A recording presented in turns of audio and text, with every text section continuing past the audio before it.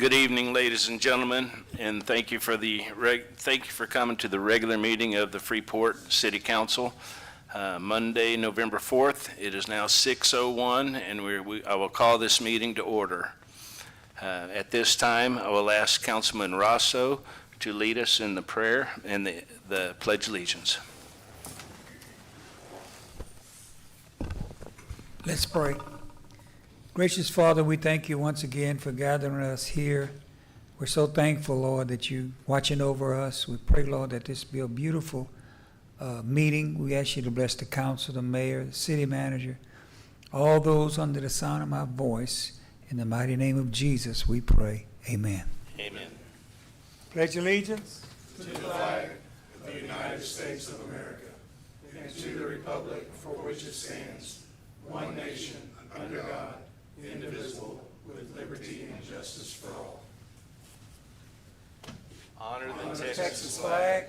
I pledge allegiance to thee, Texas, one state, under God, one and indivisible. Thank you, and you may be seated.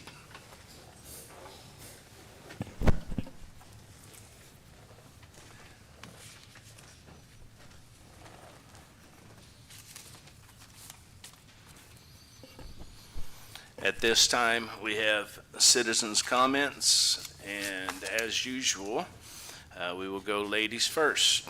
Miss Pam Dancy.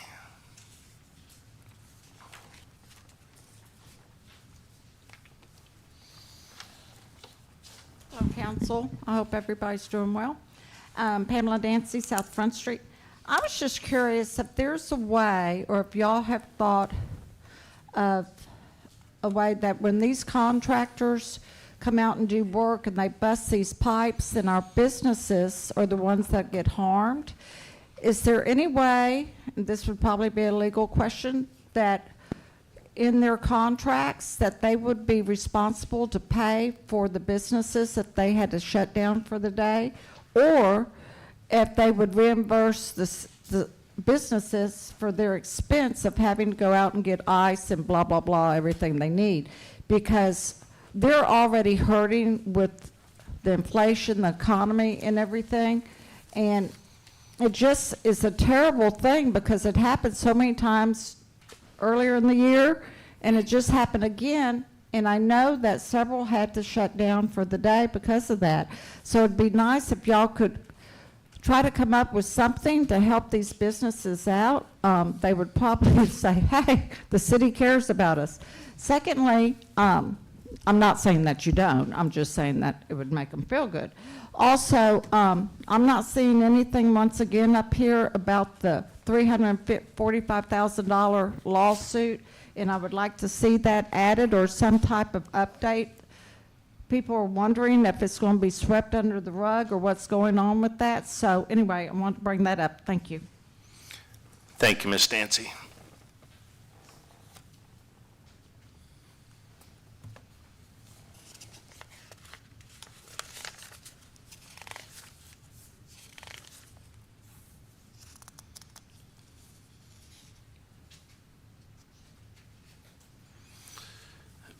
Ms. Carla Clark.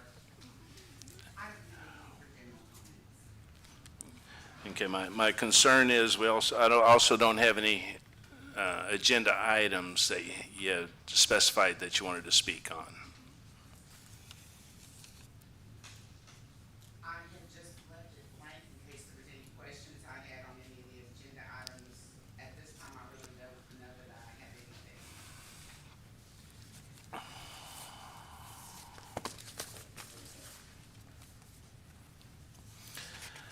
Mr. Sam Reyna.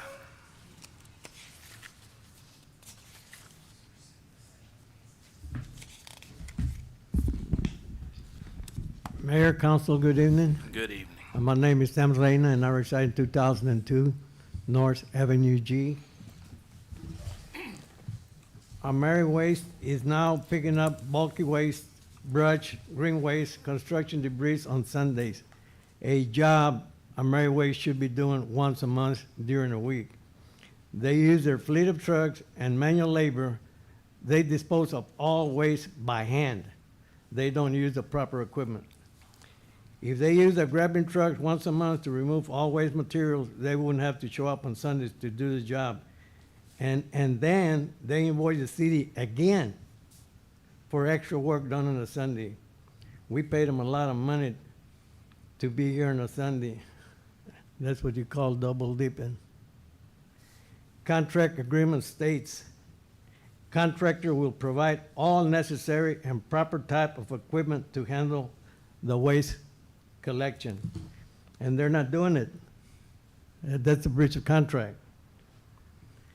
Team Kelty stated that American Waste was the only waste disposal company bidding for the contract. Call Mr. Evan Sharp, site manager at Waste Connection, asking why the contract with Waste Connection wasn't renewed. Even if 10 companies bidded on the waste disposal contract, American Waste was in because the in-between connection, Casey Roman and city manager Tim Kelty said so. They're in. Waste management contracts were for 3 years, and Waste Connection 5 years. These companies make billions of dollars per year and are known worldwide. And we awarded a 7-year contract to an unknown company from Muleshoe or Alvin or somewhere in between. That right there raised a red flag, 7-year contract. A telephone conference, Team Kelty with Olson and Olson, dated January the 9th, 2023. Team Kelty. Review American Waste agreement and prepare for discussion on termination. Seems like after 2 years, Mr. Kelty realized he made a bad judgment and decision in awarding the contract to American Waste and was in the process of cleaning up his own mess. Any person that has made an error of judgment and admits it was the wrong decision and tries to correct the problem has my respect. Council, I'll say it over and over again, they need to go. Otherwise, that waste is going to pile up again, and they're going to want to come down here on a Sunday and charge you another arm and a leg to do the job, a job they're supposed to be doing once a month. Thank you. Thank you.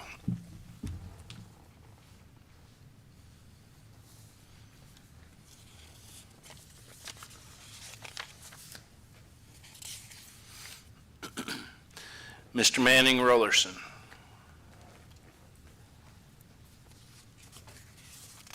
Good afternoon, council. Good evening. Good to see you all. Good afternoon to everyone in the city. I have two major concerns as a business owner of a 501c3 in the city of Freeport to deal with environmental justice and housing.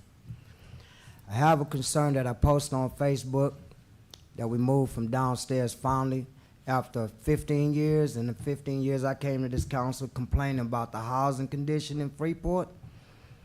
I made a public statement that Robin Wright, the county judge, precinct 1 and 2, he's a co-murderer of Nell Swalwell, and the city is too.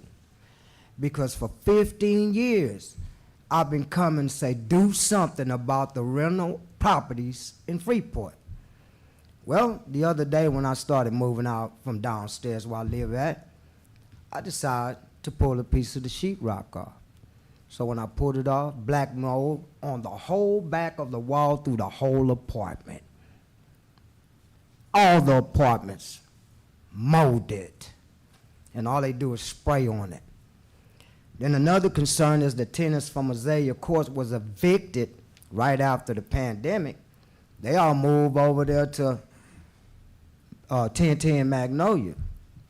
The same people got evicted 3 months after they got over there, saying they owed 3 months rent, when the government paid everybody at Azalea's and paid everybody over here. These people took their receipts to the county judge precinct 1 and 2 office. He dismissed every last one of your citizens' rent receipts to prove they paid their bills, and sided with the property owners that can't even pay the trash bill. So they living in these conditions in this city, because I'm still living in the building that I live in. The city has no public housing of its own. We have governmental housing. We do not have public housing. This city been in developed too long for the city not to have public housing. We don't even have a senior citizen development center, homes. So at the end of the day, the city is not providing with the needs that the citizens need. We find everything to put tax dollars into the manufacturing structure, but the silent killer is killing everybody in these rental homes, and Freeport is 80% rental. That's a business. So why don't you regulate these businesses that the citizens of your city is getting sick and dying in these homes that you guys, by law, with the state of Texas, is liable to inspect once a year, because they are rental properties. It's no excuse for it. So my organization is having a town hall for all the residents in the city of Freeport. And I want to know their quarrels. Then afterwards, we're going to hire some lawyers, and we're going to start holding the city accountable. And the landlords in this city, they might as well know now. If somebody gets sick on their property and they come to me, I am going to directly take them to court and sue them. Because at the end of the day, somebody has to speak for the people and stand for the people. And we have lost it 41 straight years. So I pray that we all can work together to make it better. But at the end of the day, I'm not going to sit back and wait for y'all to do it. I'm going to hold every landlord in this city accountable to the citizens of Freeport. Well, while you have the mic, do you want to announce when that town hall is going to be? The town hall meeting is on November the 16th at the public library from 2 to 5. Thank y'all. Thank you, Mr. Olson. 4 minutes exact.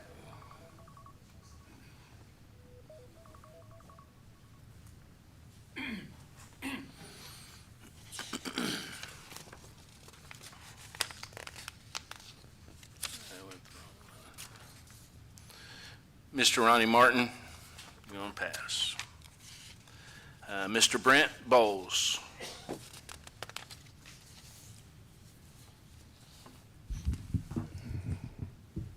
Good evening, Mayor and Council. My name is Brent Bowles with IAD Architects. Good evening. First of all, thank you for the efforts that each and every single one of you put into your jobs and elected positions.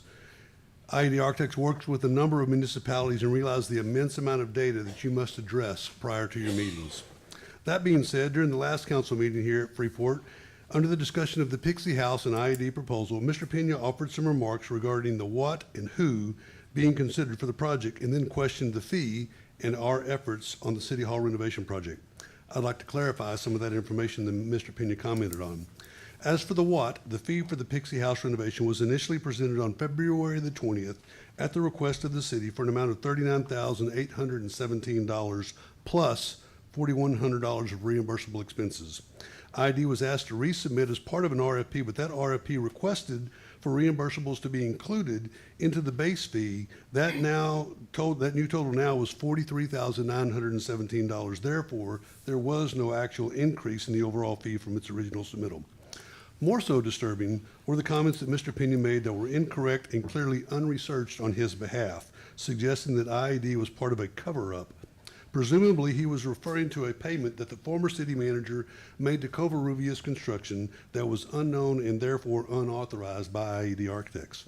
Please allow me to submit the documentation that clearly illustrates IAD's efforts in working with and for the city of Freeport on that particular project. The documents were passed out to you earlier.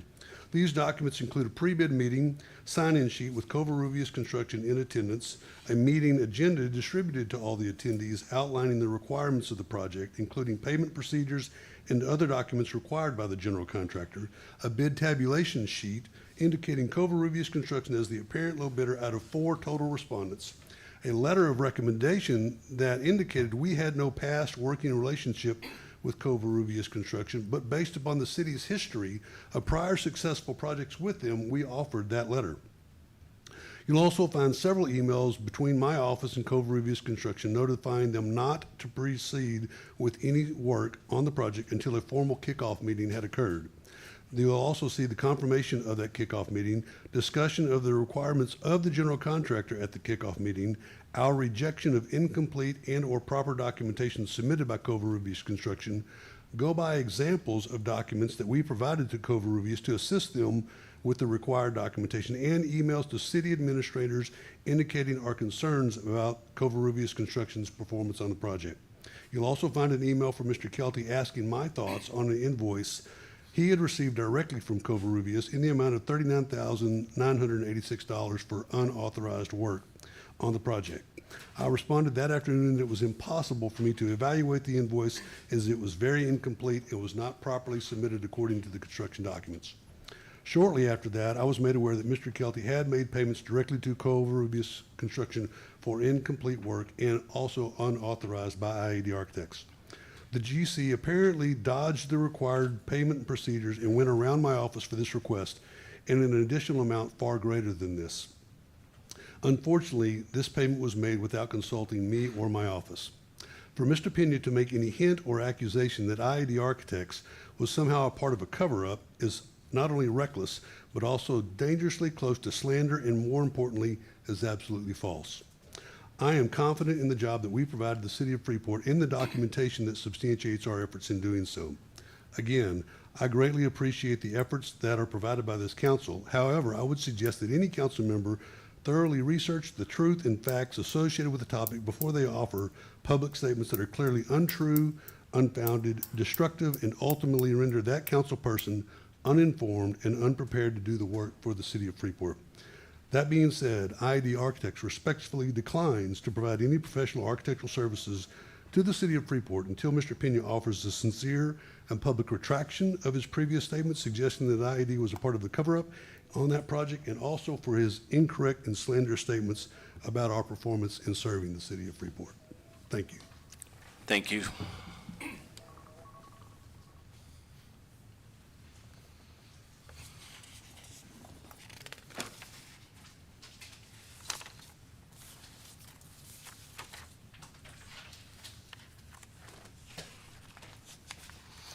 All right, next we have presentations and updates. Mr. Petty.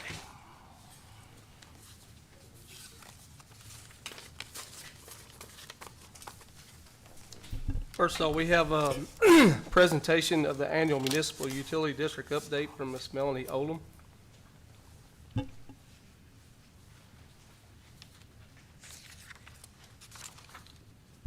Hello, good evening. I'm Melanie Oldham, 1206 West Broad.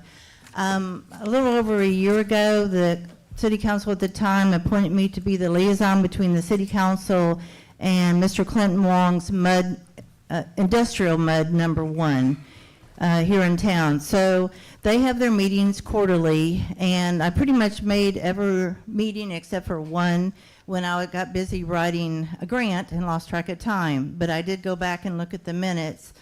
So I just want to give you some background real quickly. Back in 2013, some of us in this room were at the River Place, and Mr. Clinton Wong and his partner Eric Unger made a presentation about what they'd like to do on the 350 plus acres that we called our urban renewal land. And I've seen the plans. We were supposed to have a beautiful subdivision with parks and everything. But Mr. Pines, who I would say is a smart man, in his wisdom, he decided to recommend to City Council that they sell 350 plus acres for $1.1 million. People were really shocked that they paid, only asked for that amount of money. Also, to sweeten the deal, they had Mr. Wong, he bought some land over by the high school on the river for a mere $200,000. Another sweet deal. Also, Mr. Wong owns land over by CVS on 2nd Street. He owns the old pharmacy building downtown. I have copies of all the many contracts, at least 4. They kept making the deal sweeter and sweeter. Like, first it was all developed in 1 year, and then it was 6 months. But anyway, so here we are. Mr. Wong is a big developer, but he's also a land speculator. And he's been sitting on that industrial, former urban renewal land for 10 years. And so I understand I missed it, but I watched part of the meeting. He came to you all as city council. He didn't really answer a lot of your questions, and asked that you vote to annex his residential land into his industrial mud. And so you all have that option, of course. Mr. Wong called me and talked to me an hour and a half about how I should support that. And I know he's talked to every one of you council people about all, well, not all, some I know. Actually, he asked for a couple of you all to come and see what his beautiful development, I forget the name of it, but he is being sued for not doing the bulkheads right. But the point is, I'm not gonna, Mr. Wong has had some good developments up near Houston, but as far as the meetings, mud meetings, they usually lasted at the most 30 minutes. Mr. Wong's attorney, female attorney, went through the agenda super quick, and if I hadn't kept raising my hand, I couldn't have asked any questions for y'all. But first of all, this last meeting, last week, they talked about renewal of the district's insurance policies, which is about $3,000 a year. They approved the depository pledge agreement with Central Bank, and then the tax assessor made a report that he had collected 99% of the taxes. But interesting enough, the only thing that they get a lot of taxes from is that Olin building, that warehouse. And in order to be on that board of 5 people, none of them live around here, all you have to do is own a sliver of land on the urban renewal land, and then you can run. I don't think anybody of us knew that recently there was an election to appoint 2 people to that board, and they're on it for 4 years.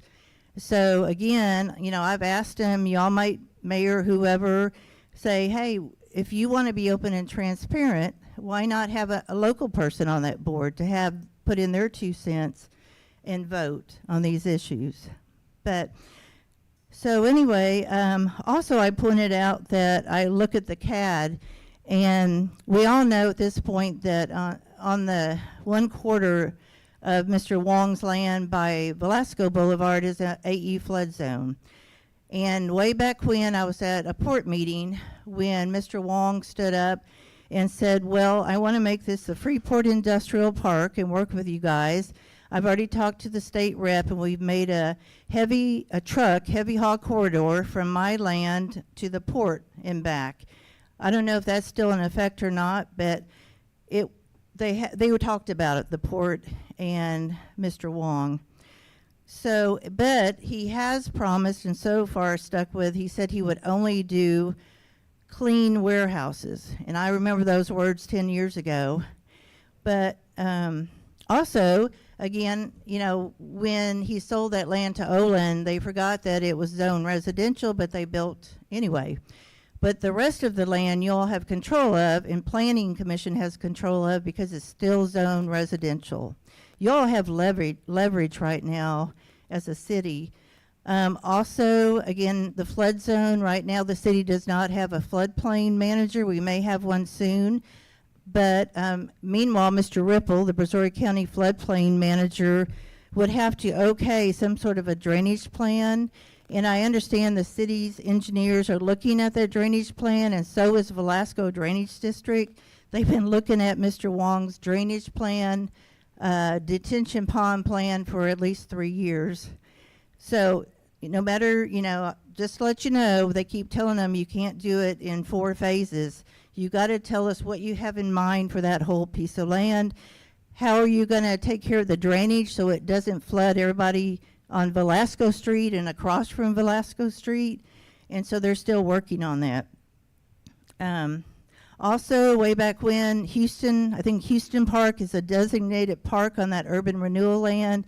he would have to somehow replace that park and build something on that land. And 10 years ago, he said, I think he would develop that land, 15 to 20% of it would be residential. But again, that went away. And so, as you know, now he's saying that if the market's right, he will build, I don't know, townhomes over there on that property, which is very valuable, that he got for $200,000 on the water. Now, I know I sound negative, and I keep hearing from some of you city councilmen, this is the only way we're going to get housing in Freeport. I don't think that's true. I think in executive session, I know what when I was on the EDC, we've talked to Mr. Maddox and developers for 3+ years. There's that possibility over where the old school used to be.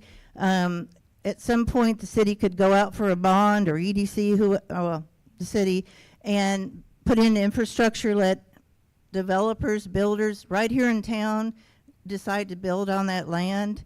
So what I'm saying, if Mr. Wong tells you all over and over, this is our only option for getting housing here. I've done a little research, and if y'all would approve to annex his residential land into the industrial mud, it could have consequences for whoever decides to buy a house in that, what do they call it, Brazos Cove subdivision. So that's something y'all should look into and think about, because if I bought a house there, I would want to know all the details, how long will I have to pay these fees living in a mud. If, say, Dow would put in a warehouse, that could be an issue on the residential taxes, possibly. So engineering matters, they talked about, let's see, they talked about the Freeport Industrial Park detention and Brazos Cove, but they just kind of skipped over the conversation on asking you all, the city council, to annex his residential land into the industrial mud. And so I didn't have a chance to ask any questions because they went right through that agenda item really quickly. And I know that they've been talking probably to, I'm guessing, to the city manager, the mayor, some council people, but maybe if you ask those questions, you'll get an answer from Mr. Wong and the engineer partner, Eric Unger. And then, see down here, detention maintenance matters. And they didn't go into detail. They said updated maintenance schedules and authorize appropriate action. So I have no idea if that means they have had trouble keeping somebody mowing those drainage ditches. And again, that could affect people that live on either side of Velasco. So you all might, they'll answer you all, ask a question about that. Are they having trouble keeping those ditches mowed? And then the big conversation, again, they've been going on for years, is what type of appropriate detention do you need on that land? But Mr. Wong maybe he doesn't know what company might pay the most to come in and build a warehouse. And, he's a businessman. If you're a land speculator and you think maybe at some point Dow might pay whatever, you're going to hold on to that land, sit on it. But anyway, I would be glad individually to answer any other questions that y'all have, from other meetings. They have minutes, but they said they can get rid of the minutes after 6 months or something. I never heard of that. But I have notes, and I'd be glad to share them with you, Mayor, or any council people. So does anybody have any questions? Council, do you have any questions for Ms. Oldham? I have a question.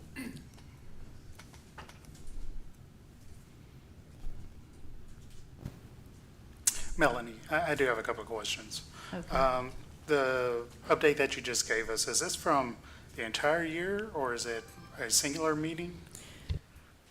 This one here was from this last meeting last week, but a lot of the stuff is the same agenda. They go through the auditor's report, the assessors, the engineer's report, and I would say the longest meeting that I've been at was 30 minutes. They cover it really quickly, and I have to keep raising my hand. Can I ask this question, please? And I know they've talked to the city manager, they said, and so you have an opportunity in the mayor to ask maybe, or council people, more detailed questions. Okay. And then the last question that I have is, when you are at these meetings, and you state that they don't allow you really to ask questions that they're going through, is there a reason why that they've told you they're not allowing you? Well, they eventually allow me, but usually his attorney, female attorney, is, anyway, I have to sometimes stand up and say, I have a question, but they usually let me ask the question. Yeah, I will say that, but, yeah. Okay. And I do ask some hard questions, and, some of them seem a little uncomfortable, but, I'm here to ask questions for you all and try to get some answers. And if they don't give them to me, then you all can ask them the questions. Okay, thank you. Question, Mayor. Ms. Oldham, thank you for coming out tonight, and thank you for that update. Very informative. What I like about your presentation is that you seem to have a lot of details and you seem to be very thorough. So I appreciate that. And this isn't a rope-a-dope, I'm not going to try to slam you on anything like this. I sincerely mean that. And I would invite more residents to do the same on any of the boards that they're on, to do the homework. So I applaud you for that, Ms. Oldham. I'm very curious about a lot of the things that you've brought up, and I'm sure council will be reviewing some of the details that you've brought up tonight, and I'm hoping that it will be on the next agenda so that we can discuss it. And if it needs to be an executive session, I'm up for that. But one thing I do want to mention here is that I got word of an email that was sent out by yourself to multiple members of the MUD as it relates to the Wong development. And it was my understanding, I have not seen this, so this is just kind of word of mouth. And it's my understanding that the letter had implied that the MUD development would not move forward and that Mr. Wong's development would not be passed by council. And I just want to make sure that we're clear that the liaison is. That is completely untrue. Is that true? Okay, great. You better try to see, there is no email, because I never did that. Okay. And I did ask, the one meeting that I missed, I contacted the lawyer in Houston. I said, when can I look at the minutes, because I missed it. And she said, well, you'll have to wait a month. Once they review it, then you can see it. Good. But I never, ever sent an email out to them. Okay. Ever. Yeah, I just want to make sure that we're clear that the role of the liaison for this particular MUD, or for that matter, any liaison, is not representing the city council, and for that matter, the city council's wishes. Nobody speaks for me. I'm happy to speak for myself by virtue of my 4-to-1 votes that you see very commonplace here at the council meetings. And so I just want to make sure that you're not going out and misrepresenting the city or the council. And if that's not the case, then good. I understand, and I do ask hard questions. I know you do. As you, Yeah. and that makes them a little uncomfortable, but all they got to do is answer it, and But I didn't send out any email saying that, I'm not completely negative about the project. I wish they would get a TERS and PID for that residential land by the high school, and they could do it that way, but this is the 4th time that I've heard them demand that you combine the two, and I wish I understood why. But that's the kind of question you could ask, because you're a developer, you know about land. Well, every agreement is unique to the situation, so that's a very important question that the council certainly needs to consider before we approve anything. And I think it's a very strong question. Thank you. I don't have any further questions, Mayor. All right, thank you. Thank you very much, Ms. Oldham.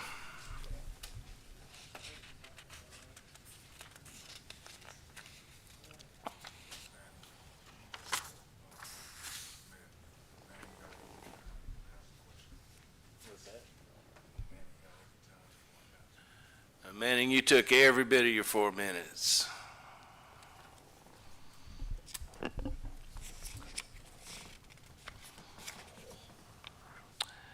right.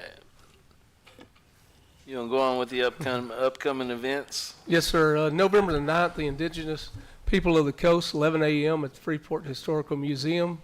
November the 14th, the Karankawa with Tim Cedar, 11 a.m., Freeport Historical Museum. November the 16th, the 16th Element Sulfur and the Freeport Sulfur Company, 11 a.m., Freeport Historical Museum. November the 18th, Senior Citizen Arts and Crafts at 10 a.m. at River Place. November the 23rd, a Merry Museum Christmas, 11 a.m. at the Freeport Historical Museum. And November the 28th, the Super Feast, 11 a.m. at River Place.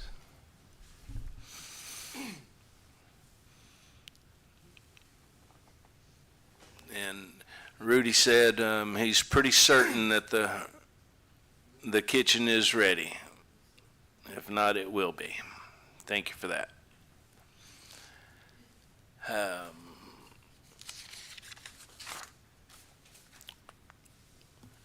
Now we have the presentation of the investment report for the quarter ending September 30, 2024. Ms. Ashley Ferguson.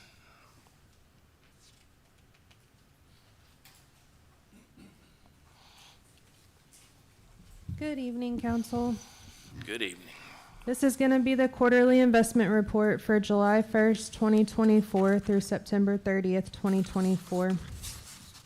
As of September 30th, 2024, in our operating account, we had an ending balance of $9,681,682. We've received $572,374 in interest year to date. In our government pool Texas class account, we had an ending balance of $3,322,394. We've received $169,586 in interest year to date. And in our Tex pool government investment account, we had an ending balance of $13,771,019. And we've received $713,518 in interest year to date. Our total book value at the end of, at September 30th, 2024, between the cash and demand accounts and government pools accounts is $26,775,000 and $775,094.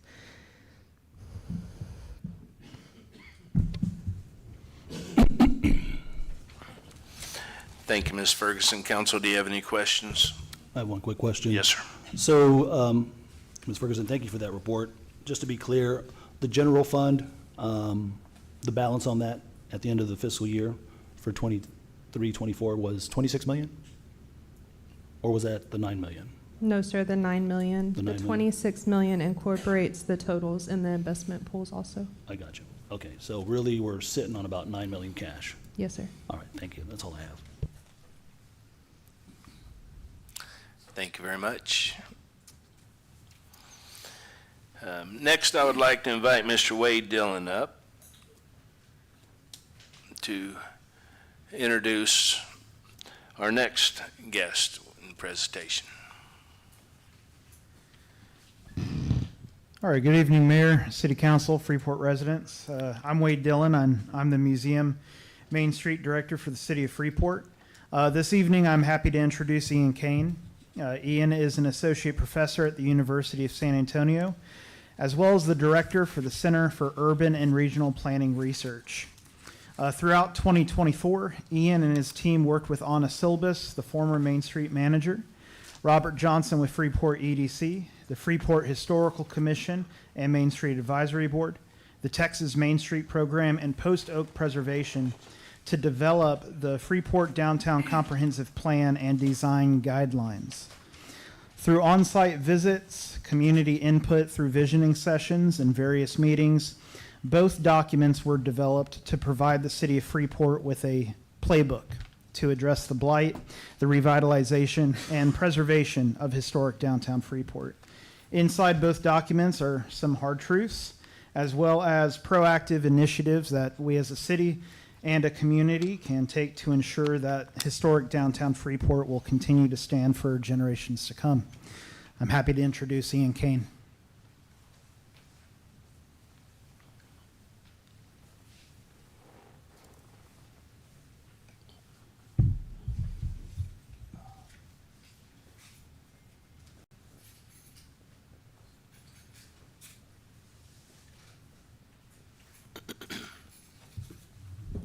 Okay, thank you, Wade.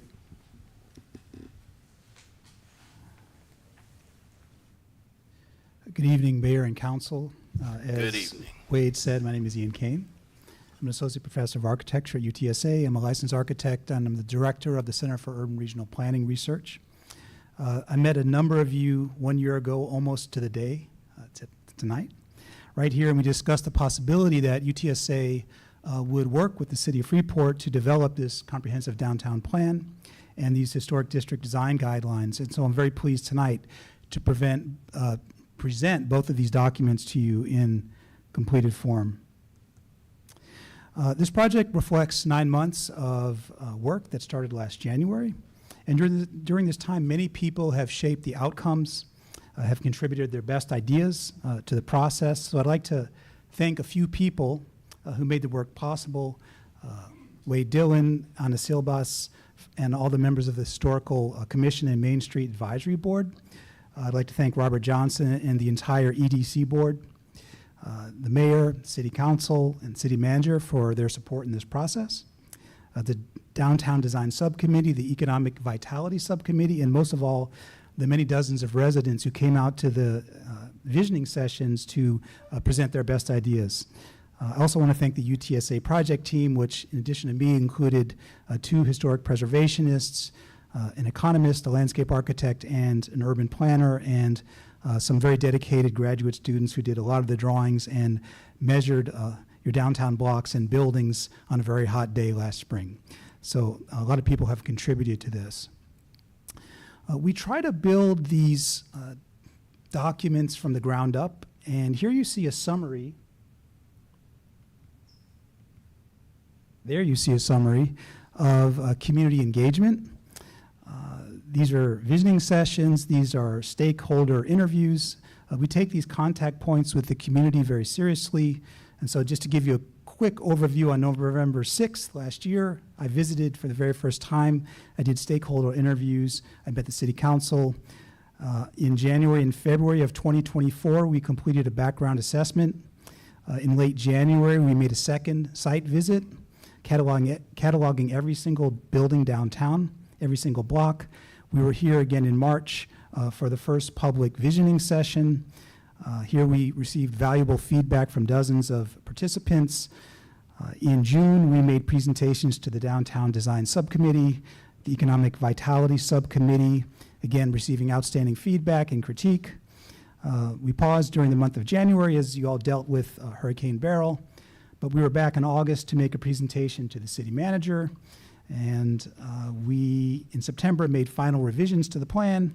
In early October, we made a presentation to the Texas Historical Commission. So my main point is that there have been many points of contact and many layers of review for this process. And of course, in mid-October, we made a final submission to the city. Now, from our perspective, this level of community engagement is absolutely critical to the plan's success. We think that the best urban planning solutions emerge from the local knowledge and lived experience of the people who live in Freeport. So we try hard to leave our own preconceptions at the door when we go into these processes. We try hard to listen and to learn, not say too much, too quickly.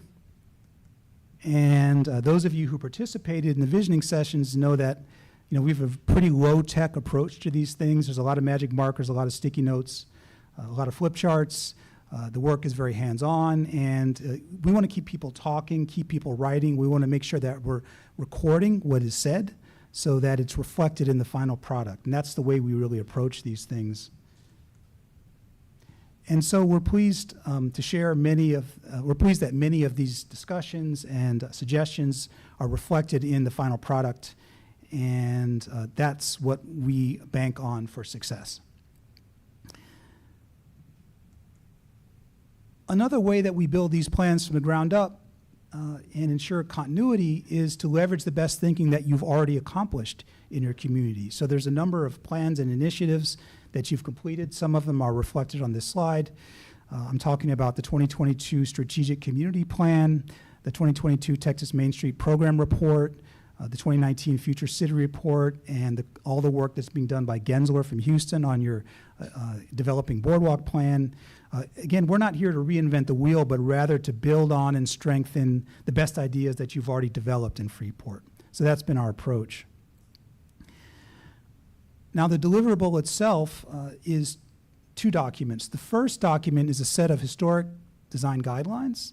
That was developed by Post Oak Preservation Solutions in consultation with our research center. So these design guidelines, if you were to adopt them, would provide a basis for deciding how and when to preserve historic resources. They'll help you decide whether new downtown construction is compatible with historic fabric. They'll help you decide whether it's appropriate to demolish a historic structure, which happens sometimes. But overall, the document is really a planning tool. It's for the city, it's for the downtown property owners, and it's for design professionals who are working in your downtown. The second document is a comprehensive downtown plan, and this plan provides clear vision, clear goals, and many dozens of actionable initiatives to help you advance downtown redevelopment. Taken as a whole, the comprehensive plan is a framework for your decision-making. It's divided into 4 sections, and it covers some familiar topics, things like historic preservation, construction, economics and development, infrastructure and ecology, land use and housing. There's also a chapter that covers strategies for implementation. So our thought is that this would not be a plan that you would put on the shelf, but rather something you would put into action, and that's our hope for the plan, and we structured it that way. One of the ways that the plan is organized is around a series of catalytic projects. And so what do I mean by this? Well, programmatically, these are projects that can create activities and spaces to attract people, making downtown Freeport a place where people want to live, want to visit, and want to spend time. Economically, these are public investments with the potential to trigger private development. Very important. If you're going to sink public dollars into infrastructure, you want it to leverage private development. From an urban design perspective, these are projects that establish unique identity and a sense of place for both residents and visitors. And then really at the core of this plan is a question: how can we make downtown Freeport a true destination? So that's really what we're after. Here you see the 6 catalyzing projects. These include the Historic District, the renovation of Memorial Park, streetscape renovations, redevelopment of the waterfront site, the development of the former O.A. Fleming Elementary School site, and the adaptive reuse of the old City Hall building. In addition, there's 2 what we're calling connecting projects, and that's really the Freeport Marina and the boardwalk. And so collectively, these 8 projects need to reinforce each other, they need to work together, and together they have the potential to advance a vision of redevelopment for downtown. So as we go through the material, I want to keep coming back to these projects because they really help tie everything together. Okay, so as I said earlier, there's 4 fundamental chapters in the comprehensive plan, and I'd like to go through each of them very quickly and touch on just a few key ideas from each chapter. And I encourage you to review the documents more carefully when you have time, because there's many dozens of initiatives that I think can help the city advance the development of downtown, the redevelopment of downtown. So the first chapter is titled Historic Preservation and Construction, and it has the subtitle of Leverage. And in this context, the word leverage really refers to the strategic use of available resources to maximize the positive impact of historic buildings, sites, and districts. So this is very important. We're talking about building the next downtown on the success of the historic downtown. And, you know, a lot of this chapter is about preserving and leveraging the physical and cultural identity of downtown Freeport. So to that end, let's start out talking about the proposed historic district and the historic district design guidelines.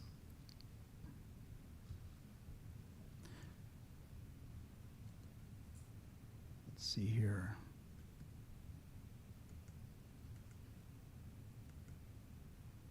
Okay. So one of the first initiatives is to establish a local historic district. And this really begins with the assumption, again, that the physical heritage, the identity, and the quality of life that already exists in Freeport that's your best tool to build on. And so if the city were to adopt a local historic district and corresponding design guidelines, it would mean that most major alterations, demolitions, and new construction in the downtown would undergo a review by Historical Commission. Now, this is a historical aerial of your downtown in the 1960s. How much of this fabric remains today? And the answer, as we all know, is not as much as we might hope. We surveyed every block and building downtown, and we discovered that in the proposed historic district, there are 53 remaining structures. 38 of them would be considered contributing structures. All that means is that they were built between the years 1912 and 1970, and that they retain sufficient historical character to contribute to the historical district. These are all commercial and institutional buildings. We excluded any single family residences and churches. There is a complete historic district inventory in this report, and I think it's critical that the city read it and think about it and absorb kind of the message. And what it really indicates is that building stabilization and building preservation will be key to downtown survival and success. In the report, we also include a series of satellite images. They were taken at 20-year increments. And what they show is something that you all know well, the loss of the city's east side, the east end rather, and then the more gradual decline of downtown. And when you look at this all together, the magnitude of the disinvestment really grabs your attention. These are the satellite images from 2004, and then we flash ahead 10 years, and you can see, again, the dramatic loss of the east end, and also the disinvestment and decline of the downtown on the right. And of course, these are very different situations. They have different political histories, but from a historic preservation perspective, the result is really the same. Here you see an image from 2023, and you see that the east end is gone. The downtown is holding on, but simply put, downtown can really not afford to lose too many more structures. And that's really the message in this from our perspective. Now, to be fair, in the case of downtown, there are many reasons for the vacancy and disinvestment. Some of it is just straight economics. Some of it is storm damage. Some of it is policy decisions that are related to preservation and demolition. But again, from our perspective, it's very important for the city to recognize that the loss of historic resources is important, and it's important that the city do everything in its power to interrupt this cycle. And so that really brings us to this proposed historic district. The comprehensive plan recommends that the city first do a few things to advance this. First of all, to separate the Freeport Historical Commission and the Main Street Advisory Board. These are both critical organizations. They have separate missions, both important, but they're very different missions. And we talk about the reasons for that in the report. Once an independent Freeport Historical Commission is established, your Code of Ordinances authorizes that commission to designate a local historic district. We recommend that they do that. And this would be the first thing they would do after that would be then to adopt historic design guidelines. And so for the historic district to take effect, it would undergo public hearings. It would receive approval from the newly commissioned Historical Commission, the Planning Commission, and ultimately the City Council. And the process to accomplish this is spelled out in the comprehensive plan. It will take some time, it'll take some effort. 3 more chapters, and I'll go through those very quickly. There's a chapter on economics and development, and this is a lot about trying to reprogram the downtown to increase its economic prospects. And I won't say too much about this. A lot of it is about taking stock of your best assets from our perspective, things like water-based recreation. How can you take advantage of your amazing proximity to the coast, to the river, to wildlife, to boating, to beaches, to fishing. So we talk about this in some detail. And I will skip past this. We talk about the incredible economic potential of ecotourism, which is something that I think you know a lot about.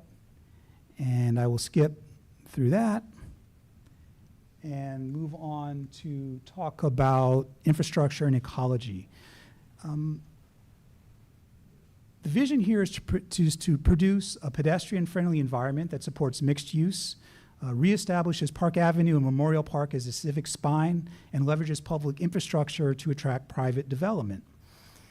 And so a lot of this is about a streetscape package and about physical upgrades to Memorial Park, which would be central to any successful downtown redevelopment. And again, I don't want to go through these in great detail. There's a series of initiatives to restore the northern block of Memorial Park, where a lot of the historic fabric remains. We think there's an opportunity to reimagine the southern block of Memorial Park with some new exciting programs. And so you can read about that. A lot of it is about environmental performance.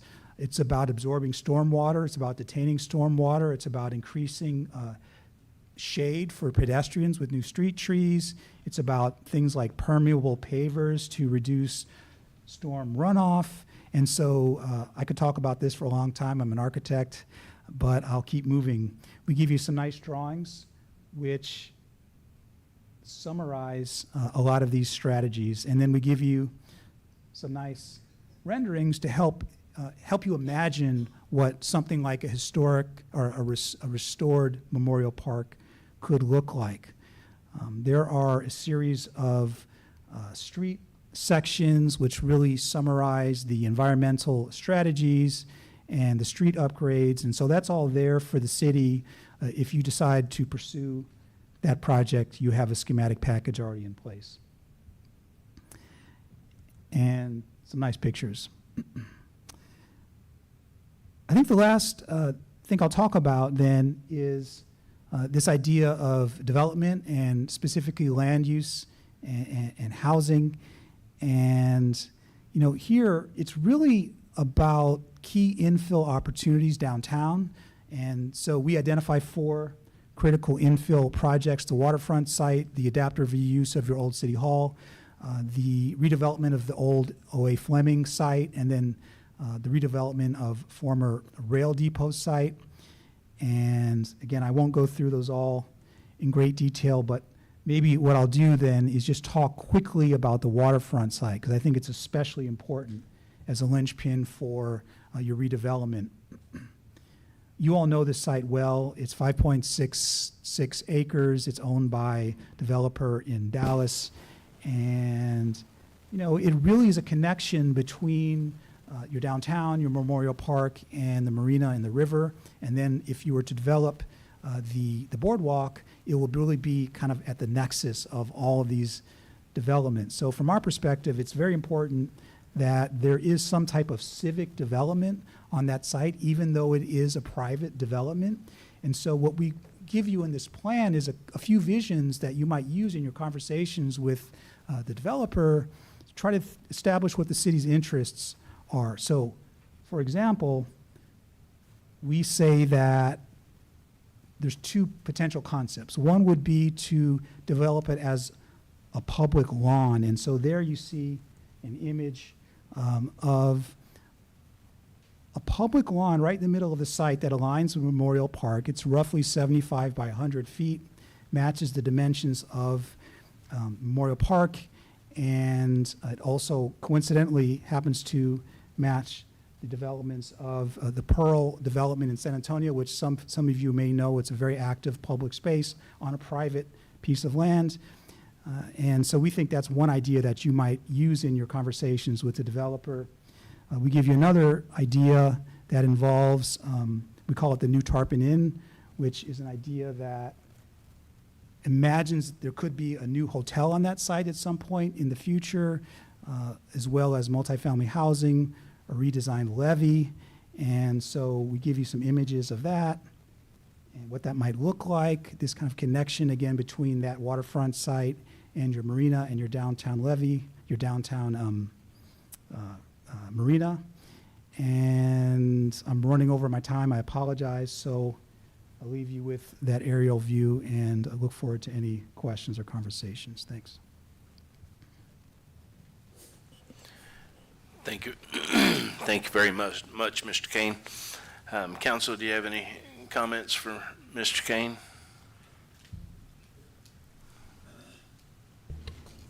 I had a question on slide 23.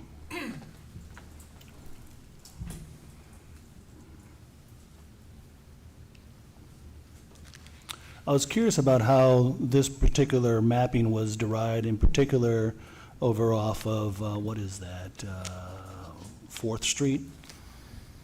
And how it encompassed that one little square in that other warehouse. And I'm just wondering how and why that was included. Actually, that's the fire station, and I guess, I'm not sure what that other structure is identified as, and how those were decided upon to be included. Yeah. The way it worked is we first documented every structure within a much broader area than you see there. And so when I say documented them, we photographed them and we got the basic historic information. We assessed their condition and whether or not they could credibly be a contributing structure for the historic district. And then, and this is really done by Post Oak Preservation Solutions, so I'm speaking on their behalf. They then tried to establish where's the critical mass of fabric. And that's the way they tried to do it. They made an effort to avoid any residential property and any churches, and the reason is not to place an undue burden on the property owners there, because the historic district does have obligations for the property owners, you know, and it's not a bad thing, but also it's not something that, for example, a homeowner might want to deal with. And so that's really the way, they kind of looked at different configurations, that's the one that they felt was best. I see. And I guess is this particular recommendation on y'all's behalf there basically mean that there's going to be an altering to the map that's on file now, which I think it also encompassed that 8.8 acres of the EDC, and for that matter, all the way to 8th Street, whereas here, it looks like you're stopping on on 4th. Yeah, okay, which map are you referring to now? Well, the historic district as it stands now, the downtown district encompassed the I see. 8.8 acres as well as all the way to 8th Street on that back rectangle from Cherry. You're talking about the one that's shown on the zoning map? Yes. Yeah, and that's really not, I've seen that. Mm-hmm. I have to say that is not a local historic district, Okay. legally speaking. So we looked at that, but we didn't spend a lot of time thinking about it, because that's not performing the functions that we're proposing here. Got it. So it's kind of a different matter from our perspective. So would that require the city then to adopt a different historic district? Because I think that was right now is standing as the current historic district that's on that map on the zoning. Is that what you're suggesting here on this? What we're saying is you don't currently have a historic Oh, district, okay. legally speaking, and this would be, as far as I know, the first local historic district that Freeport would have adopted, as far as I know. Got it. And then I had a question on slide 27. Okay. Or maybe it was the next one. Maybe it was two back, I'm sorry, maybe it was 26. Nope. I think it was what you said. You said something about experiential retail, and what is that?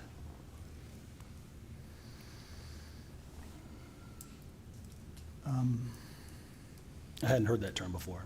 Yeah.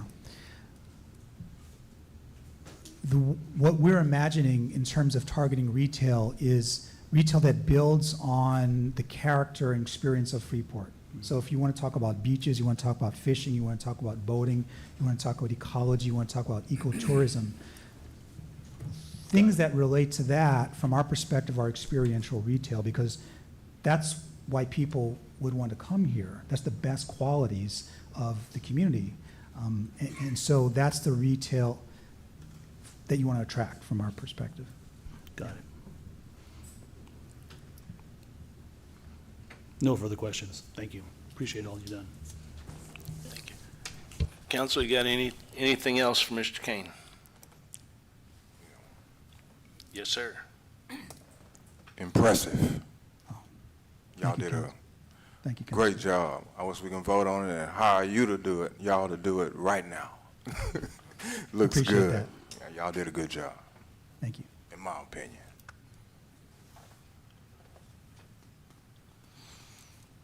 Well, Mr. Kane, I want to thank you for your professionalism. The group that you have working with you did an outstanding job. The attention to details are amazing. This is quite a bit to digest, but we will look it over and do what we can. Thank you, Mayor. I appreciate it. Thank you, sir. We've really enjoyed the process. Thank you. Thank you very much.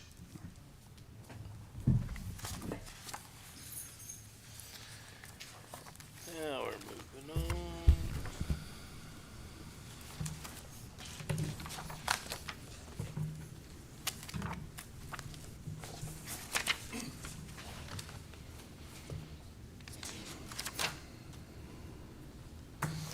All right, City Council regular business. Consideration and possible action approving the City Council meeting minutes from October 21st, 2024. Mayor, I have a couple of edits on that.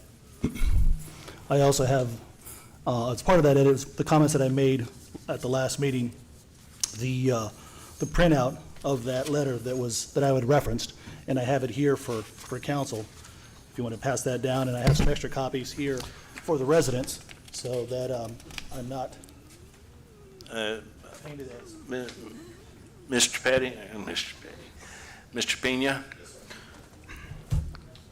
Mayor, I'm going to make a motion to approve the meeting minutes as presented. we have a motion to approve the meeting minutes as presented. Is there a second? Mayor, I already had, in the process of trying to make some changes to that.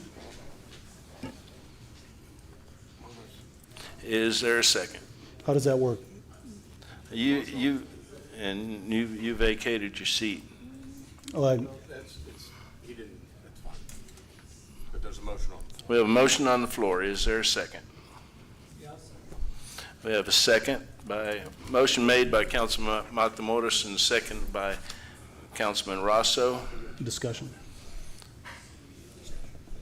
Is there any questions or comments? Yeah, I just want to make mention here of a couple of the edits here before I do. Just want to say I can't apologize for anything that I said, as they were all true, but I can promise that I will bring up all the concerns that residents bring to me. Mr. Pena, and of this course- has nothing to do with the, I understand, but I want to make sure that I'm clear on Well- this, because I think IAD deserves some clarification. And simply put, that Mr. Pena. just my personal observations, that's all it was. And they'll have my full endorsement once an investigation is complete, and that's the question that's being asked. Is there an investigation? And that's all I brought up. So All those in favor that- state aye. that said, Aye. the changes that need to be happening here, why are you just? Because you are going offline, and you know darn good and well you I'm are. trying to get to it to preface it. Well, it's Why are get you to it, not policing- go, how- not why are you go policing around the how I- bush to get to it. Why are you policing how I structure my talking points? That's the question I have. You're doing your Because best. they're Brooks- off- you're because doing they're your off best topic. Brooks- You're doing your best Brooks Bass Because it impersonation. is off topic. Great impersonation. Once again, all those in favor state aye. Nay. All opposed? Misquoted on the minutes. So Was we'll hopefully it- get it on the next agenda. Thank you. Was Get them that- corrected. Was that a yes or no from Councilman Pena? Mr. Bowles, I'm happy to speak with you afterwards. Thank you. I'm going to say it approved 4-0. Agenda It's item 4-1. 3. The formal vote is 4-1. Okay, 4-1. Council Pena was a nay. Agenda item 3B, consideration and possible action approving resolution number 2024-2892, appointing candidate for the Board of Directors of the Brazoria County Appraisal District. Mr. Petty. Ms. Ferguson. Staff recommends council approve the resolution and designate for whom it intends to cast the city's allowed votes. Annually, the county, cities, ISDs, and all taxing units within Brazoria County cast votes for nominees appearing on a ballot to serve on the Board of Directors for the Brazoria County Appraisal District. Attached is the ballot with all names of candidates nominated by each taxing entity to serve on the board. The Freeport City Council has 21 votes to cast. The Board of Directors is an authoritative body of individuals that govern our local appraisal district. The board serves as part of the local property tax system equation of checks and balances. The board of directors hires the chief appraiser and approves our annual budget. The directors have no authority to set values or appraisal methods.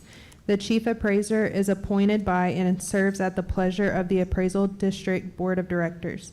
It is the responsibility of the chief appraiser to carry out the appraisal district's legal duties, hire staff, administer the annual appraisal process, and operate the appraisal office.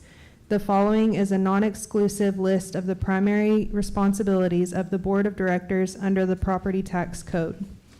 Establish the CAD's appraisal office, hire a chief appraiser, adopt the CAD's annual operating budget before September 15th, after fulfilling notice requirements and holding a public hearing, select a chairman and a secretary from among ARB members, notify taxing units of any vacancy on the board, and elect by majority vote of members one of the submitted nominees. Elect from members a chair and secretary at the first meeting of the calendar year. Have board meetings at least once each calendar quarter. Develop and implement policies regarding reasonable access to the board. Prepare information describing the board's functions and complaint procedures. The information must be made available to the public in the appropriate taxing units. And notify those parties to a complaint filed with the board of the status of the complaint unless otherwise provided. Also, they must appoint a taxpayer liaison officer in counties having a population of over 125,000. Biannually develop a written plan for the periodic reappraisal of all property in the CAD's boundaries. Hold a public hearing with the required notice, approve a plan by September 15th of each even-numbered year, and distribute copies to participating taxing units and to the comptroller as required. They must also make an agreement with the newly formed taxing unit's governing body on an estimated budget allocation for the new taxing unit, have prepared an annual financial audit conducted by the independent certified public accountant, and deliver a copy of the audit to each voting taxing unit and made available for inspection at the CAD office. Designate the CAD depository at least once every 2 years. Receive taxing units resolutions disapproving board actions. Adhere to requirements regarding purchasing and contracting under Local Government Code Chapter 252. Provide advice and consent to the chief appraiser concerning the appointment of an agricultural appraisal advisory board, and determine the number of members on that advisory board, and adhere to laws concerning the preservation, microfilming, destruction, or other disposition of records. While there are 11 names identified on the ballot at the September 16th, 2024 City Council meeting, Freeport nominated Carla Clark and Eric Hayes to appear on our ballot. At the October 7th, 2024 City Council meeting, Freeport removed Carla Clark from the ballot at her request, leaving Eric Hayes as the nominee. Council may cast their votes for any of the candidates or split their votes among candidates. And then, just to circle back after all that information, there's a total of 21 votes to be cast. So, council, we have 21 votes for 11 candidates. I will entertain a motion from the council as how we want to distribute these. So we can do it all on one, or we can split them up.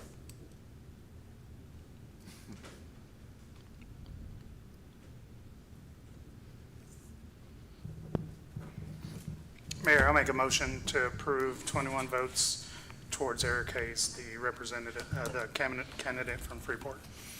All right, we have a motion on the floor to put all 21 votes to Eric Hayes. Is there a second?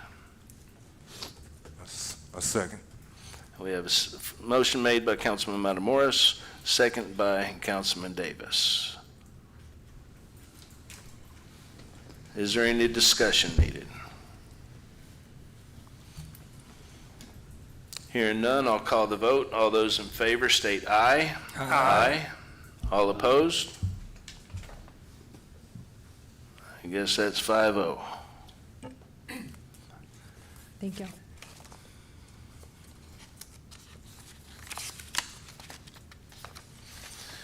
Congratulations, Eric Hayes. Agenda item 3C, consideration and possible action of the annual appointment for the ex officio board member for the MUD 1. Mr. Petty. Yes, sir. Per the agreement with Clinton Wong and Skymark Development for the formation of MUD number 1, the city of Freeport has a right to appoint someone to represent the city's interests as an ex officio member of the MUD Board of Directors. That appointment would have all the rights and privileges of a regular board member, except they would not be allowed to vote on issues brought to the board. The Freeport MUD number 1 meets at least quarterly in the city of Freeport, normally at On the River Restaurant. It is responsible for planning and financing, including the issuance of bonds for infrastructure improvements to the 360-acre area north of Gulf Boulevard. Ms. Melanie Oldham was appointed as the city's ex officio member for the last year.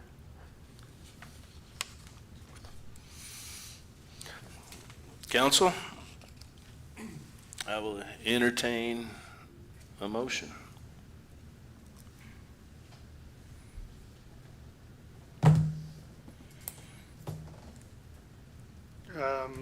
Can I ask a question real quick Absolutely. to Mr. Petty and legal, if legal needs to be involved?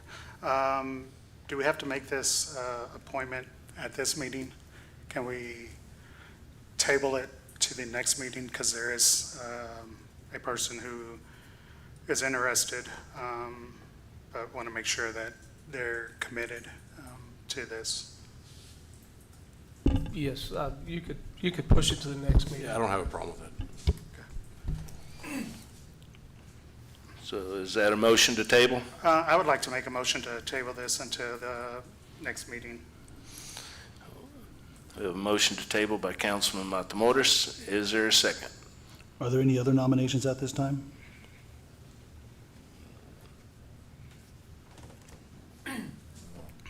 I've had one contact that's interested, but they didn't fill out any documentation. Did Ms. Oldham fill out? No, she hasn't, but she's here.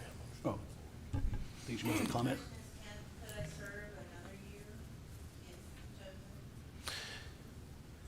Yes, I believe you could serve another year if. Yep. So we have a motion to table. Is there a second? I will second it. This will also give us time to get the word out, and those that are interested, please fill out the application and get it to us.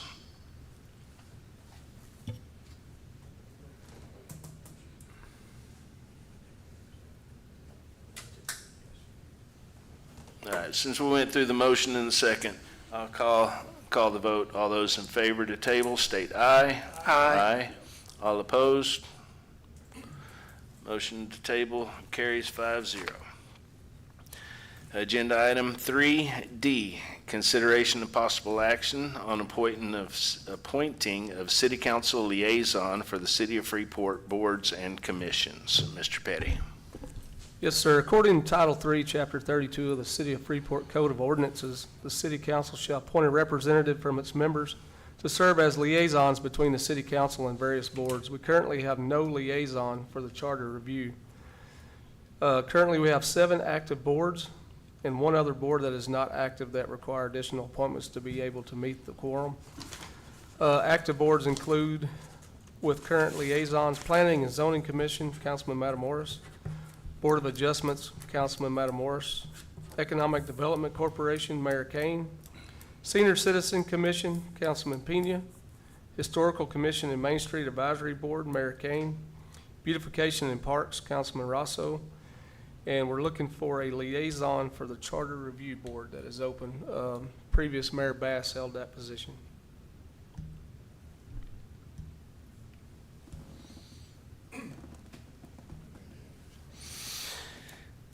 Council, how do we want to?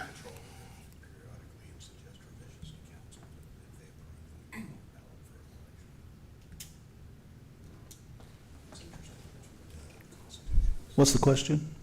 How do we want to move forward with this? No, So that, his our question was, legal what did the advisor- Charter Review Commission do? And so I was explaining that they take a look at the charter periodically to suggest revisions to city council, and council can elect to put that on the ballot as a special election proposition. And in fact, we recently did that back in May. So it's basically looking at our charter, which is the city's constitution, founding document for home rule city. I'm going to start the ball rolling and nominate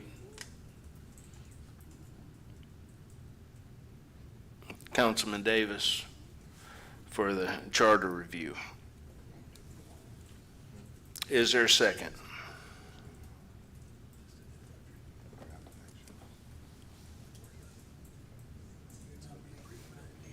Yes, sir. Second. We have a second by Councilman Rosso. No objection from the candidate. That's good to know. Let's go ahead and vote on this one real quick. All those in favor state aye. Aye. All opposed? You want to be on that board? Okay. Aye.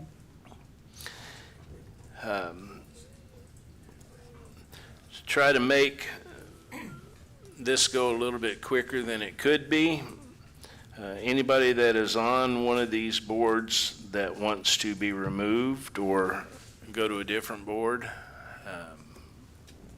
let me know. I'm up for being on either Planning and Zoning or Board of Adjustments, either one.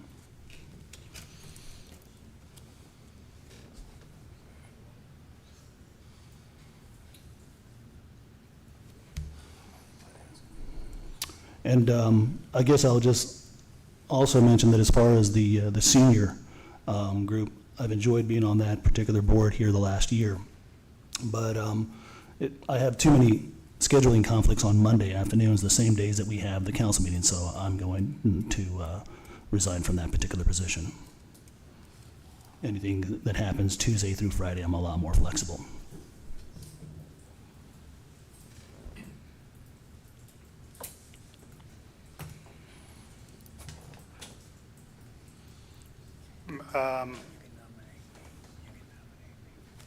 Okay.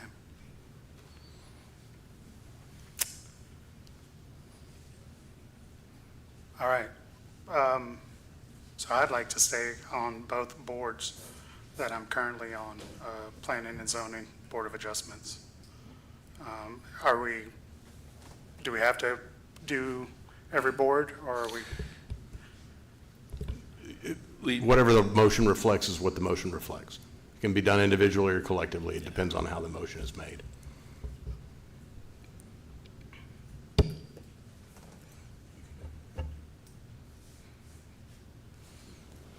So we can make a motion to nominate ourselves, or we can also make a motion to table this so that we get it all squared away next time. Either one is fine legally. Okay. One question. How can Councilman Pena be the liaison to the Board of Adjustments when he's got a lawsuit against the Board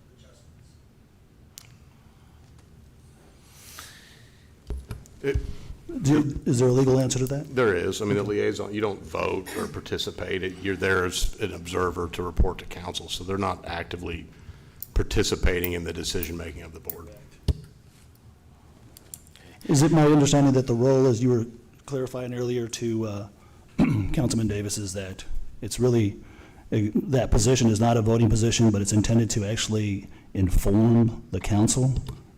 Yeah, if necessary, and there needs to be an update to council, Yeah. it helps to have somebody there that can speak on behalf of the Yeah. other organization. That's been my understanding. Thank you. Yes. I would like to say I have enjoyed being on the liaison to both the EDC and the Historical Commission Main Street Board, and would also like to remain.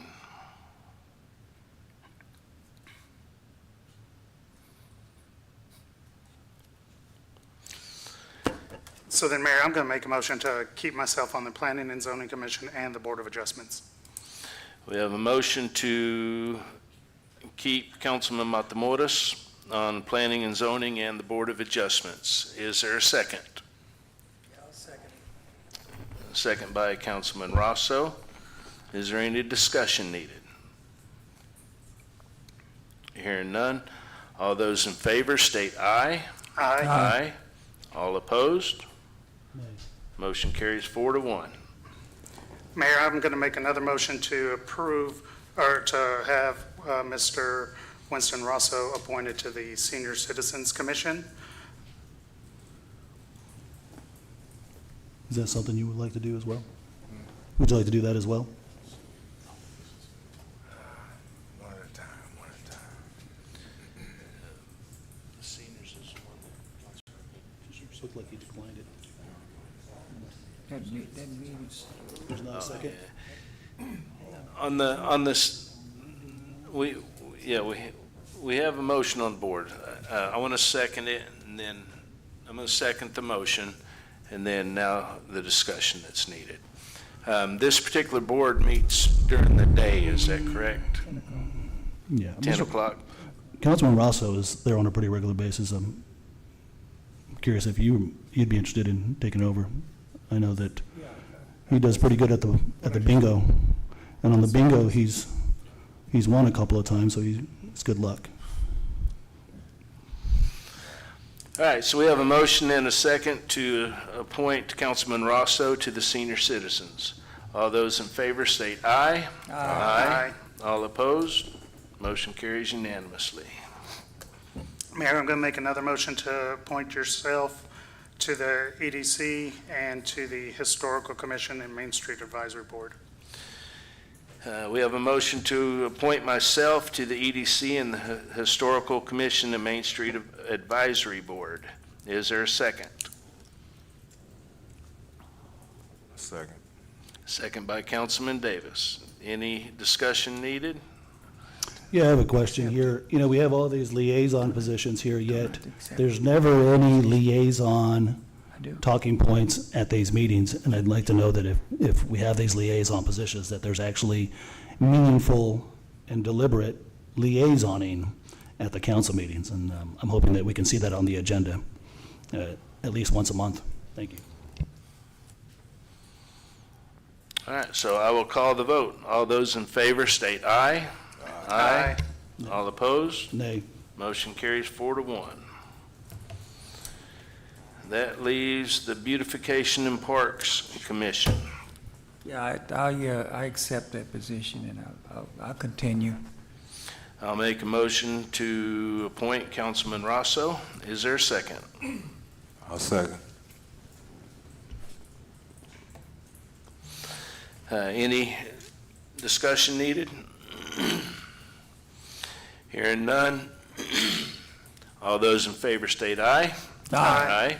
All opposed? Motion carries 5-0. Is there a need to do the library board at this point? No, sir. All right, we'll wait till that becomes active. Moving on to agenda item 3E, consideration and possible action approving of IT server replacement with Dell Technologies. Mr. Cohen. Mayor, Council, good evening.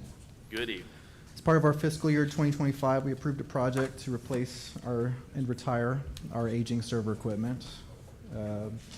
After reaching out and researching a couple of different options, I was approached by Dell with a very enticing offer.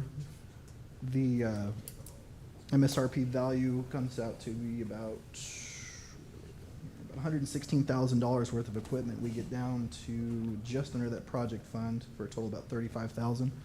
That includes all software costs.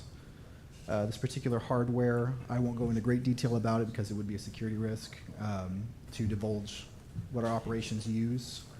But out of this particular equipment, half of it would be capable of running our current, as well as have extreme room for growth. We'd eliminate a current $8,000 per year amount that we've been paying for our warranties to get in a 5-year upfront warranty to cover all the equipment, which is extendable at the end of that 5-year. We could do basically 8 years or potentially more. But wanted to take our time with this one since this is a fairly large year commitment. We'd be committing to this hardware for about at least 7 years for the city. Any questions? I have a question. Is this a budgeted item? Yes, sir. Okay, it's in the budget. That's a good thing. Yes. This is no amendments would be needed. This is an approved amount. And we're actually underneath what we were approved for. Thank you for that. Council, any other questions or comments for Mr. Cohen? I couldn't hear his last two sentences. Can you please reiterate that? Particularly The last two sentences? for the warranty or? To the question that Councilman Kane had, Mayor Kane had just asked. This is a approved budget amount for our fiscal year 2025. There would be no amendments, and we are underneath our approved amount. Okay. Significantly. And what are we doing with the old servers?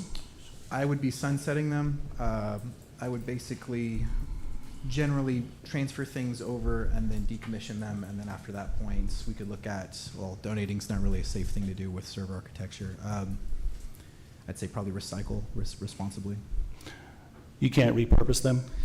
I mean, the meat and potatoes of them, yeah, I wouldn't leave the hard drives. They would have to stay with us for security reasons. Mm-hmm. What do you guys normally do with hard drives? C4, something very destructive. You can't really have any part of it intact for it to be. I mean, there's professional shredding companies and disposal companies. I don't know, they give you official papers saying like how it was destroyed, but personally I would hold on to them just so I know that, we have them in case we ever needed something off of them, which, ideally we wouldn't. And how many servers are there? That's something I wouldn't really want to discuss. No, in this particular purchase? Again, to discuss the specifics about the equipment would be a security risk for divulging to the public. So, I mean, I'd be happy to have in closed session or a public, or, a private meeting with council to discuss any specifics about the equipment, but the less that I divulge, the safer the city is as a whole. We actually had 2 incidences with neighboring cities this last week with some pretty major cyber attacks. So we've been cyber attacked here on a regular basis or just once this year? I wouldn't say we've been attacked. What were you just saying there? Our neighboring cities have been. Our neighboring cities? Yes. Can you tell me what services the servers are actually supporting? That's still. So if someone was looking to infiltrate, if I were to tell you the hypervisor we're using, the architecture I we're understand. using. I get it. No further questions. Thank you. I'll make a motion to approve. We have a motion on the floor. Is there a second? I'll second. Second by Councilman Davis. Motion was made by Councilman Pena, seconded by Davis.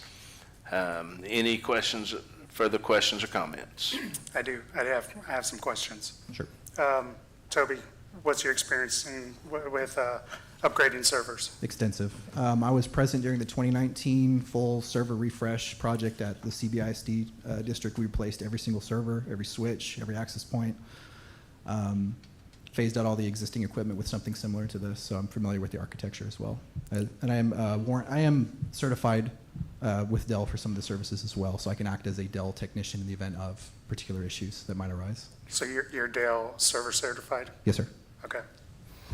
When you upgraded those servers, were you sole person or did you have a team? It was a team. It was a team, okay. So are you going to have a team this time? If necessary, it's a much smaller scale. I mean, the number of VMs we'd be running is much smaller. I'm pretty familiar with the existing ones, and we're not reinventing the wheel, which is just migrating over. We're not reinventing the wheel? Well, I'm not making a new server so much as taking our existing architecture and moving it to new hardware. Okay. The migration is the tricky part, which I'm looking forward to, honestly. So. You're what? Looking forward to. For tricky? Yeah. I'm not putting anybody in the city at risk. This isn't part of the plan. I'm saying that the endeavor of doing it is something that I enjoy in IT. Okay. Well, I'll tell you this. As somebody who's migrated, I don't want to see tricky. Well, I'm not saying And, that and it- so I'm a little hesitant now. Okay. With your tricky, you're looking forward to tricky. I'm not. Yeah, man. Your contingency plan, you have one Yes, sir. in paper? I mean, we have a backup in place as it is. Have you given it to the city manager? Yes, sir. Okay. So you stated you're certified Dell support. And is that why you declined on-site setup? Yes, sir. Okay. I can rack and stack. Okay. And we're going to Hyper-V, correct? I mean, this I information. mean, honestly, it's a public information request.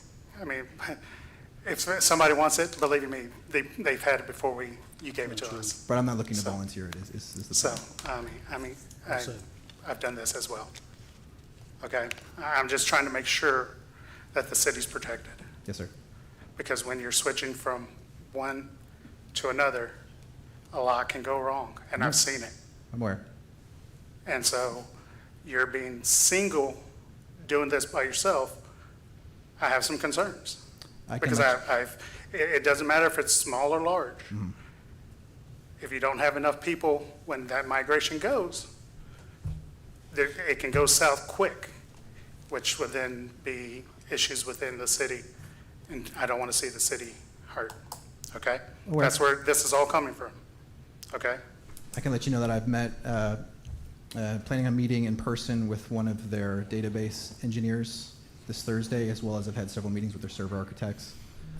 They've gone over the specifications. Everything is lined out where it needs to be.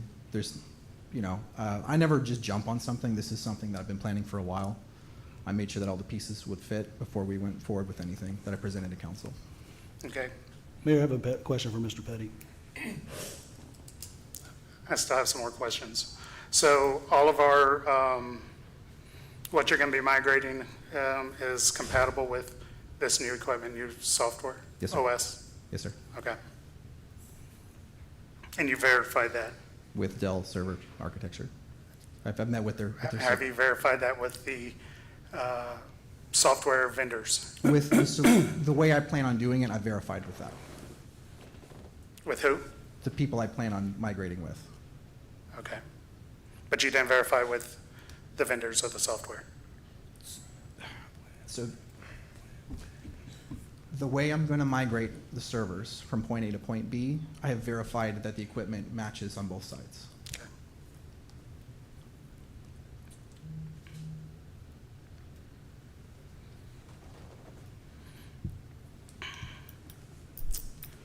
I have more questions. Mayor, can we table this so that they can go offline and then get to it next meeting? This way, Mr. Matamoros can get all of his answers, his questions to his answers, or answers to his questions. We already have a motion on the floor.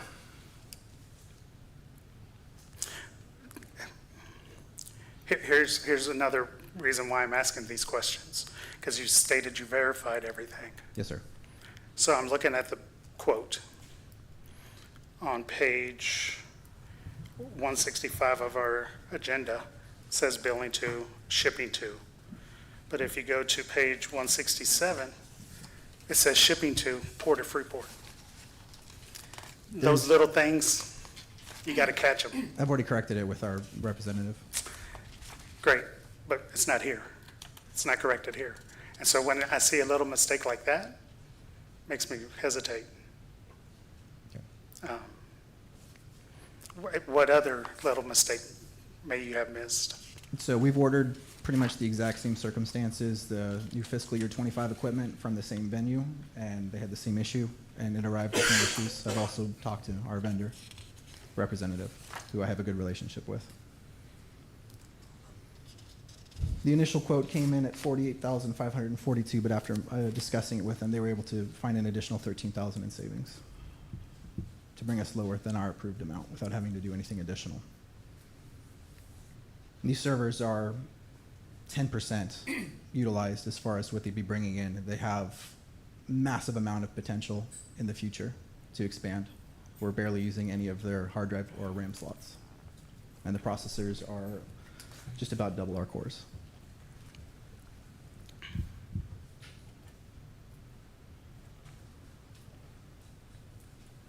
Any further questions, Councilman Matamoros?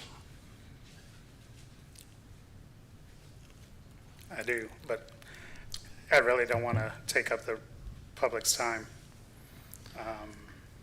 So, yeah, I mean, if we could table it, I would like to have it tabled, but there is a motion on the floor. There is a motion on the floor. Councilman Pena, you're the first one that had mentioned the table. You're the one that made the motion. Do we have to withdraw the first motion?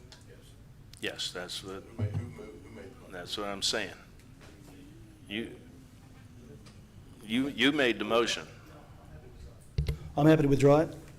And, but before I do, I just want to make sure that I ask this one question here. You've done these migrations before, of any sort, server migrations for the city while you're under the employ of the city of Freeport? Not for the city, under CBIC. so Okay. Similar. And Mr. Petty, have you had any issues with our IT director here in any way or shape or form during the course of his employment? Not in this matter, no. Okay, good. Are So are you confident with we've him? made the motion to table just for this reason. But we're still talking, right? Well, we're kind of in no man's land right here. So we have a motion, we want to recant your motion. Sure. Do you want to recant yours? Yes, okay. Now, So I'll make a motion to table. we have a motion to table by Councilman Pena. Is there a second? I'll second.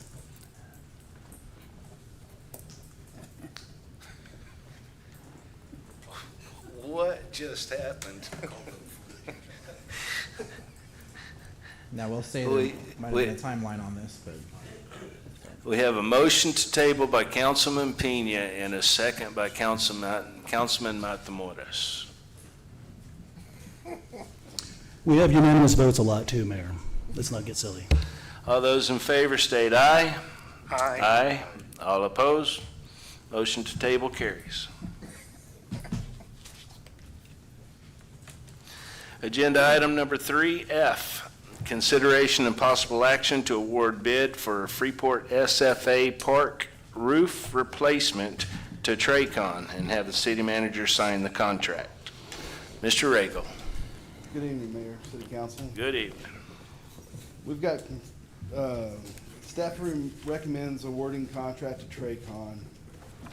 On October 31, 2024, bids were opened for request for proposal 2024-15 Freeport SFA Park roof replacement.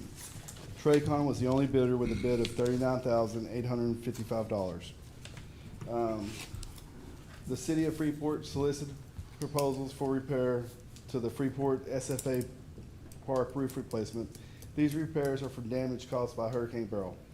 The city advertised the request for proposal on October 15th, 2024, and October 22nd, 2024. On October 31st, 2024, the city received proposal. Tracon was the only bidder with $39,855. Tracon has done work for the city on many occasions, and the city has been happy with their work. The financial impact, the city will apply a FEMA grant for this project, which will pay 75% of the project if awarded. The funding for this will come from the fund balance. Council, I will entertain a motion. Mayor, I'll make a motion to approve the contract to Tracon for the SFA Park roof replacement. We have a motion to approve by Councilman Matamoros. Is there a second? Yeah, I'll second. Councilman Rosso comes in with the second. Any discussion needed? I have a couple of questions. Yes, sir. Mr. Riggle, I was curious, what's the typical lead time for accepting bids on these types of projects or any projects? Acceptable lead time, I think there's certain classifications when we send them out for bid. What's the classification on this one that requires, is there no minimum? Yeah, it's when the first request was advertised on October 15th. Yeah, I'm always concerned that we get one bid, and if we have only a 2-week period, that it doesn't really, or two and a half week period to really get those 3 bids. I get a lot of heartburn just from all the previous contract processes that we've handled and that I've seen as a councilman. So I know that they may have done work with us before, but I still like to see 3 proposals. That's all I have. Thank you. Any other questions, gentlemen? Hearing none, all those in favor state aye. Aye. All opposed? Motion carries 4-1. Councilman Pena with a nay. Thank you. Thank you, Rudy. It is now 7:46, and we are going to go into executive session. Executive session regarding A, consultation with attorney, 1, update with W-2 filings issued pursuant to Section 551.071, and B, deliberation about real property, update on the Freeport 19 LLC development pursuant to Section 551.072.